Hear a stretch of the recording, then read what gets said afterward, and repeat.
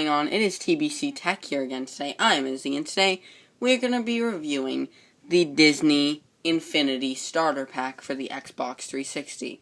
This does come on numerous other platforms as well, such as the Wii U, the PS3, the Wii, and the 3DS. And it is also coming to PC very soon, and obviously it is on Xbox 360, considering that I am reviewing it on Xbox 360. So, let's go ahead and move on. So, Disney Infinity, if you're wondering, it's a game, obviously, and it's very similar to Skylanders, as in you actually have physical toys as your characters, which you place on the Disney Infinity tray, which is right here. It says Disney Infinity on there. Connects via USB to your console. At least the Xbox 360 version does. I'm not sure about the others. And we also get 3 figures with this starter pack, which I'll show you in a second. We get a power disc. So there's the power disc right there. And the power discs actually, they upgrade stuff in the toy box, which you're going to see gameplay of the toy box soon, because we will show you gameplay soon. So now, and then here is the playset thing, and you're gonna, playsets are pretty much different environments you can go in with different missions for different Disney universes, such as Pirates of the Caribbean. This comes with Pirates of the Caribbean, Monsters University, and The Incredibles. There's also other playsets sold separately, such as The Lone Ranger and Cars. Now let's move on to our figures. So here's Captain Jack Sparrow. So we can see him right here. Very nice figure. They did a very good job on these figures. They're very detailed. And yeah, just very nice figures. They did a very good job on them, especially Captain Jack. Then we have Mr. Incredible from The Incredibles. Very nice figure. Very nice indeed. And then he's got like some broken up road underneath him. So a very nice figure right there. Then we get another figure, which is Sully from Monsters University. Very nice figure. Probably the nicest in my opinion. I think they did a great job on his paint job. Then we have like some like a stone path underneath him or something.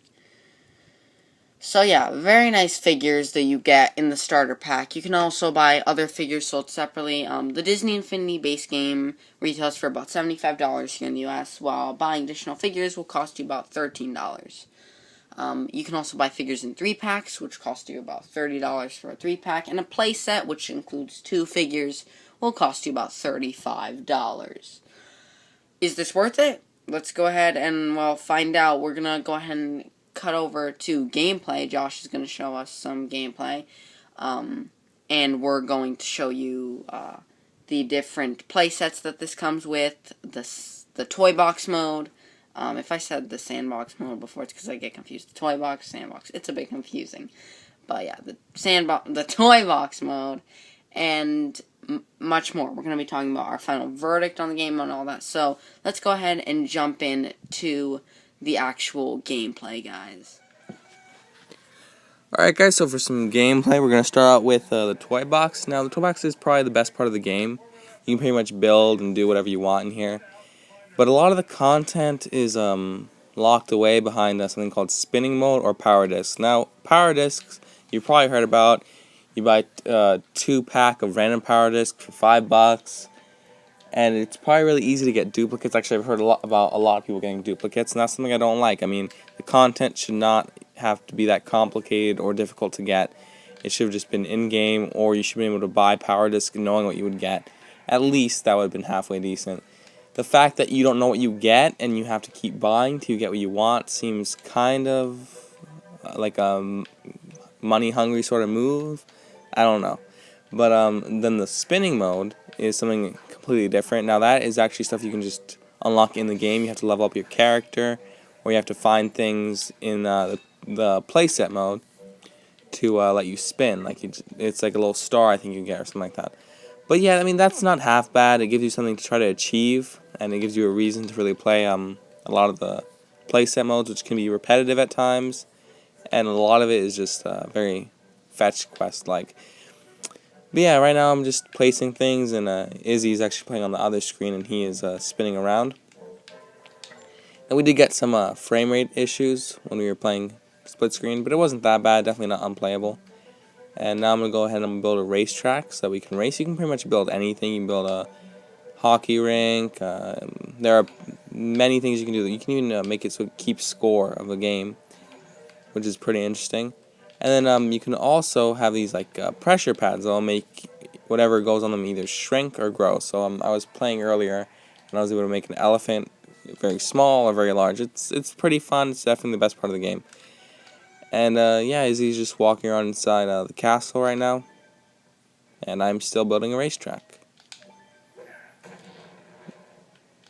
And yeah, so there's tons you can do here, tons of items to collect and such. But I think that it's definitely the strongest part of the game. Now, they were planning on making it so people could upload these and you could just download them, and they've changed that now.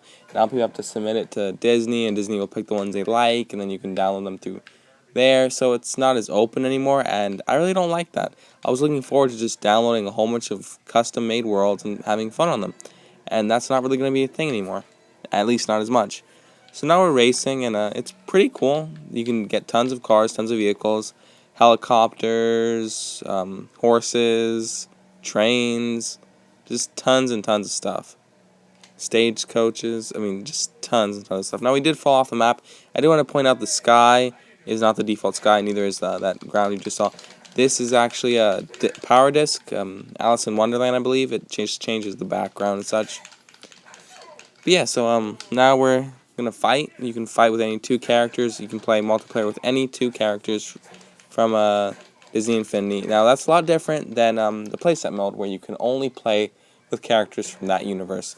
So, Jack Sparrow could not go to Monsters University, or he could also not go to the Incredibles playset because it's not his universe. But here, they can all play together, they can fight, they can team up to defeat enemies. Now, you can use this machine to actually spawn enemies around the map. And that is pretty cool. There's just tons and tons of stuff to do. Like I said, definitely the best part of the game. Now, this fight is actually pretty long, and as you can see, Izzy's actually using a toilet paper gun. You do unlock that by playing the Monsters University playset. So yeah, guys, I mean, there's tons of stuff to do. You can just team up with any character, and it's definitely the strongest part of the game. So now, moving on to how you place and delete things. So now I'm just going to place a whole bunch of random barrels all over the place, and then I'll show you guys how to delete them. So now you just go into something called Spark mode, and sounds like Project Spark, but I mean, I guess you could compare the games. Izzy has been comparing the games with me. He's saying they're kind of similar, and I could see that, especially in this mode right here. But I mean, maybe a comparison video would be necessary. We have to wait till Project Spark comes out to see if that's actually going to be a thing. Now, you can also delete things with the magic wand while in toy view mode, so that is pretty cool. And we're about to move on to our first playset. Alright, guys, we have Monsters University. Probably my second favorite out of all of the playsets. My least favorite being The Incredibles, I want to say. I don't even know. I mean, it's really hard for me to say. I like all of them equally for different reasons. So, scratch that. I like all of them equally. You can pretty much edit anything in this world. I mean, you can edit the things around campus. You can edit the other monsters. You throw them into this little thing, and you can change their outfits. It's pretty cool. Right now, we're actually on the Fear Tech campus, which is pretty cool. Lots of stuff to do. This game is very stealth-based. You have to sneak up on people and scare them. Not as combat-heavy as the other ones, so it's a change of pace if you've been playing the other ones a lot and then you switch to this one. Now, you won't be able to play two-player in any of these modes because you don't have any of the other figures. You only get these 3 figures. The play sets, you have to have at least 2 figures from that universe. to be able to play multiplayer. Now, I don't know. I mean, that makes sense. It would kind of ruin it if you just saw Jack Sparrow running around Monsters University. So I understand why they did that. Now, there are tons of things to collect and unlock in this world, and there are also chests that you'll see with a different character on them. Now, you might not have that character at the moment, and you have to go purchase them to unlock that chest. But that chest will come with many valuable things for your toy box mode. I'm sorry. And yeah, I mean, there's just tons to do. You can pick up all the other monsters and toss them around. But like I said, it is very much not combat heavy. And pretty much every character in this can ground pound, which is kind of odd.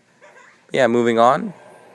Now we have Pirates of the Caribbean, which is very platformer-ish, and it's just really cool. The point of this one is to beat Davy Jones to a treasure, whereas Monster University, you have to prank the other college, Fear Tech. So this one is a lot more combat heavy. Naval battles are pretty frequent. And yeah, I mean, it's just really cool. And something about these games that I've noticed, they're very similar to LEGO games in the fact that you break parts of your environment to retrieve coins or things like that, to level up or to buy things. Now here we have an example of the chest. It's showing me like pretty much a commercial for Davy Jones telling me that he has to unlock this chest and I can't unlock it with any other character. So, I mean, they're trying to get you to buy the other characters by locking away content unless you have that character. But yeah, definitely a pretty cool world. Tons to do.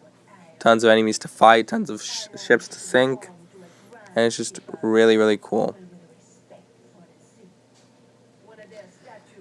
Now, you can't even really jump into the water in any of these, like deep water, because you'll die. And Izzy knows it's one of my biggest things with games. I don't like games where you can't actually swim. I just find it fake and odd. So that's something I did not like about this game. But yeah, moving on to our next playset. So here we have The Incredibles. It's very open world, tons to do, tons to unlock, just like the other ones. You can pretty much destroy any building, at least the base of the building. This doesn't cause the building to collapse, which it would be cool if it did. But it does cause a lot of damage, and the building does repair itself, so you can go back and destroy that building some more later. And it is really cool. You get a lot of stuff to unlock and a lot of stuff to do. Now, in this one, this is the one that has the most figures at the moment, I believe. So to unlock the main vault, which each figure has to touch to open up, that would cost you a lot of money, and I would hope it would come with a lot of cool things for your toy box mode. I'm not really sure at the moment. I haven't unlocked it because I have not purchased all of those figures. And I mean, it is very cool, all the stuff you can do, and right now we just beat a mission. We're supposed to return those animals to the zoo. As you can see, I'm just getting shot by enemies as I'm completing the mission.